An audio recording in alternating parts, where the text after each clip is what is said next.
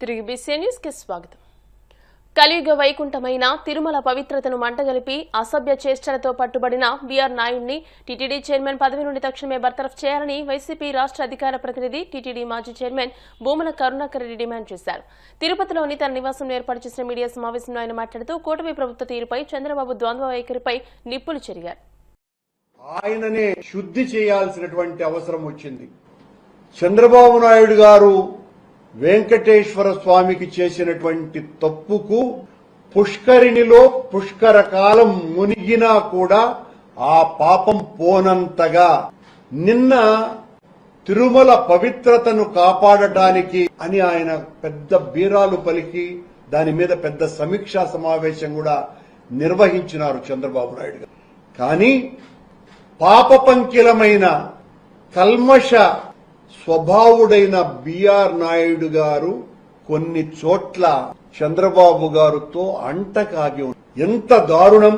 20 రోజులుగా మొత్తం హైందవ సమాజమంతా కూడా భీతిల్లి భీతావహం పొంది ఇలాంటి వ్యక్తుల్నే పాలక మండలి అధ్యక్షుడిగా కొనసాగించాల్సిందేనని పెద్ద ఎత్తున ఆందోళనలు చేస్తున్నప్పటికీ కూడా ఏ మాత్రము కూడా కించిత్ సిగ్గు లజ్జ మానం అవమానం అన్నటువంటివి ఏవీ లేకుండా ముఖ్యమంత్రితో బలాదూరుగా బీఆర్ నాయుడు గారు నిన్న కనపడటం ఎంత ఆశ్చర్యకరమైనటువంటివి.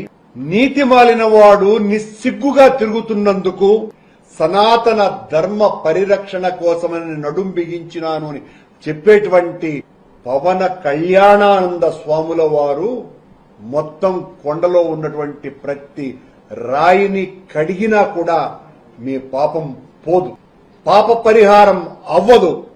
ఇంత దుర్మార్గంగా ఇంత అన్యాయంగా మీరు రాకముందే బీఆర్ నాయుడు గారిని తీసివేస్తారు అని మొత్తం హిందూ సమాజం అంతా భావించింది. కానీ మీరు ఆ పని చెయ్యకపోగా మీతో పాటు భయంగా మీ వెనకాతల దాంకొని గుంట నక్కలాగా కలుగులో ఉన్నటువంటి ఎలుకలాగా తిరుగుతున్నాడు బీఆర్ నాయుడు. జనం ముందుకు రావాలంటే భయం, ఇంట్లో ఉండాలంటే బిడియం పరిస్థితి. చంద్రబాబు గారి పరిస్థితి ఏంది? చంద్రబాబు గారేమో కార్యకర్తలతో ఎలాంటి నాటకాలు ఆడతారో ఆ మాయ చేష్టలన్నీ కూడా మాయావి అయినటువంటి వెంకటేశ్వర స్వామితో కూడా ఆడాలనేటువంటి ప్రయత్నం చేసి తద్వారా ఒక వింత సంకేతాన్ని నేను బీఆర్ నాయుడిని మరీ దగ్గర పెట్టుకోలేదు అన్నటువంటి సంకేతం ఇచ్చేటువంటి ప్రయత్నం చేస్తున్నాడు. నిన్న మీ వ్యక్తిగత ప్రతిష్ట కోసమని బీఆర్ నాయుడిని కొంచెం దూరంగా ఉంచినట్టుగా అసహనంగా మీరు ప్రవర్తించినట్టుగా కనపడుతోందే తప్ప చంద్రబాబు గారు మీ వ్యక్తిగత ప్రతిష్టకు భంగం కలగకుండా ఉండటానికి కాదు మీరు ప్రయత్నం చేయాల్సింది. 140 కోట్ల హిందువుల ఆరాధ్య దైవమైనటువంటి వెంకటేశ్వర స్వామి ఆలయ ప్రతిష్టకు భంగం కలగకుండా చూడటం మీరు చేయాల్సింది. మీ వ్యక్తిగత ప్రతిష్టకు భంగం కలగటం కాదు సుమా. కానీ మీరు నిన్న చేసినటువంటి పని మీ వ్యక్తిగత ప్రతిష్ట కోసమనే ప్రాకులాట తప్ప మీరు నిన్న బీఆర్ నాయుడును తీసివేసి దానితో దేవాలయ ప్రతిష్టను ఇనుమడింపజేసేటువంటి కార్యక్రమానికి పూనుకొని ఉంటే అర్థవంతంగా ఉండేది. కానీ మీరు అలా చేయలా. మీరు అన్నప్రసాదాలకు వెళితే అక్కడ బీఆర్ నాయుడు వెనక నక్కి ఉన్నాడు. అది కూడా మహాతల్లి అయినటువంటి మీ శ్రీమతి భువనేశ్వరి గారి వెనుక. సరే, మీరంటే రాజకీయ ప్రయోజనం కోసమని మీరు ఎంతకైనా దిగజారి మీ అవసరాల కోసమని బీఆర్ నాయుడుతో అంటగాకవచ్చు. కానీ ఆ మహాతల్లి వెనుక బీఆర్ నాయుడు ఉండటం అన్నది మరింత ఆక్షేపణ కలిగించేటువంటి విషయం. భారతీయ జనతా పార్టీ ఆవిర్భవించి 75 ఏళ్లు పూర్తయిన సందర్భంగా పార్టీ ప్రస్థానాన్ని కేంద్ర ప్రభుత్వ అభివృద్ధి ఫలాలను గడప గడపకు చేరవేసేందుకు మన ఊరు మన జెండా అనే బృహత్తరమైన కార్యక్రమం ఏర్పాటు చేసినట్టు బీజేపీ రాష్ట్ర అధ్యక్షుడు పీవీఎన్ మాధవ్ ప్రకటించారు.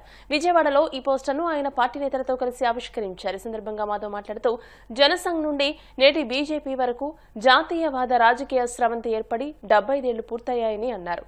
ఈ సందర్భాన్ని పురస్కరించుకుని ఏప్రిల్ 6వ తేదీన రాష్ట్రంలోని అన్ని గ్రామాల్లో మన ఊరు మన జెండాని ప్రవేశపెడతామని తెలియజేశారు.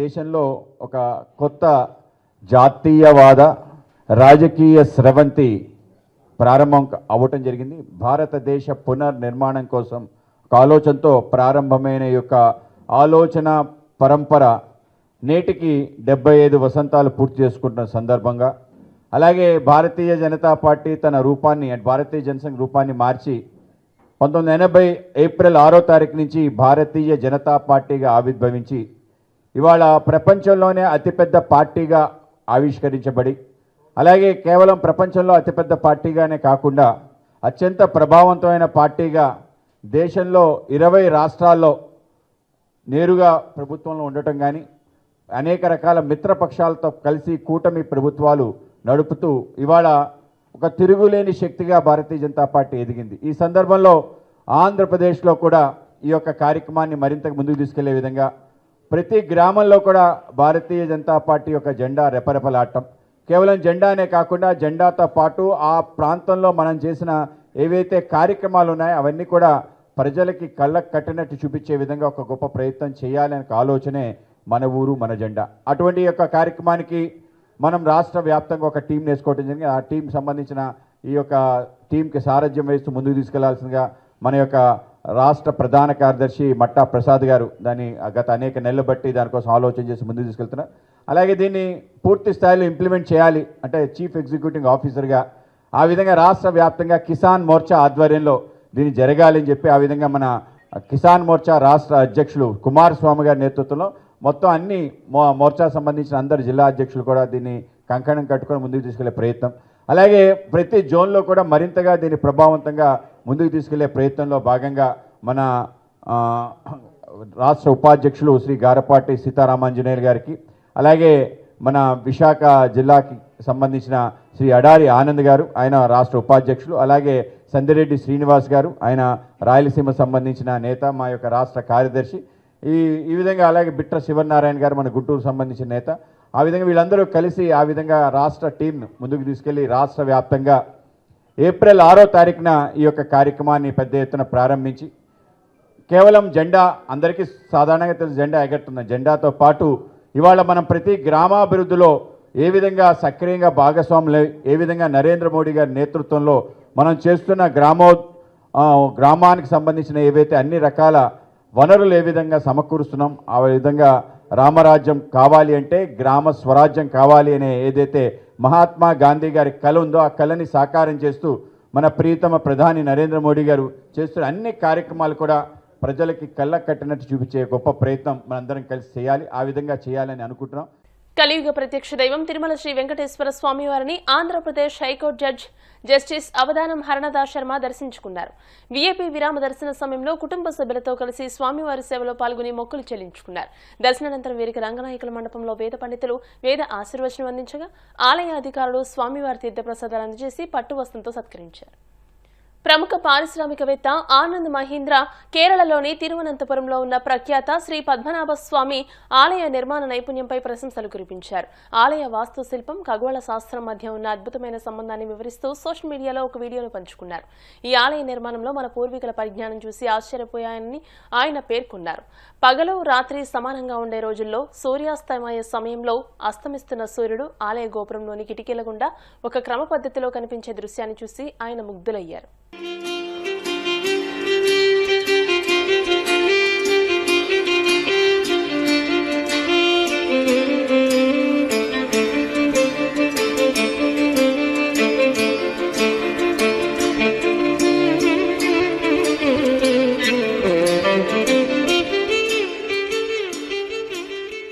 వార్తలు ముగించే ముందు ముఖ్యాంశాలు మరోసారి.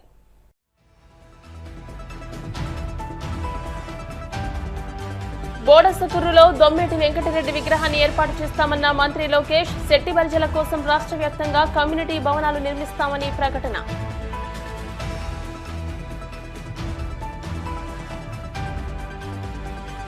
కాకినాడ కలెక్టరేట్లో జిల్లా ఇన్ఛార్జ్ మంత్రి నారాయణ అధ్యక్షతన జిల్లా సమీక్ష కమిటీ సమావేశం. ప్రజాప్రతినిధులతో కలిసి వివిధ శాఖల అధికారులతో సమీక్ష.